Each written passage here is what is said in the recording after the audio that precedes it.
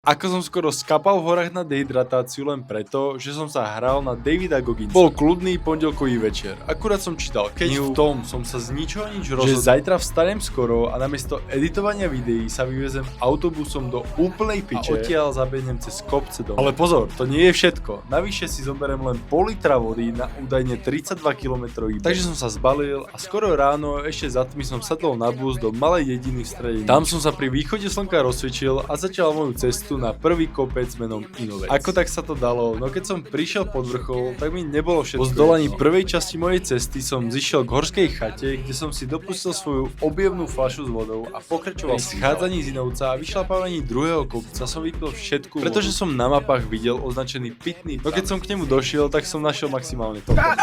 Ide sa ďalej s nádejou, že aspoň jeden z týchto troch prameňov bude reálne existovať a doplním si tam konečne bod. Počas cesty k prameňom som už ani nevládal behať a trošku som spomalil. No myslel som si, že ma porazí, keď som k ním došiel a vieš koľko ich tam bolo? Môžeš hádať. 0. V ten moment našťastie zbytkové funkčné mozgové bunky zvíťazili nad mojím egom a rozhodol som sa dať sureň. Áno, vzdal som sa a zišiel som na horskú chatu. Každopádne bolo mi to jedno, pretože som bol konečne spasený. Takže som vypil čo najviac vody som mohol, pozdravil zvieratka, dal si malý snack a zabehol domov ešte dobrých 10 km. Ponaučenie, ktoré som si z toho behu zobral, je asi never internet a že bežecké batohy stoja za tých 30 €.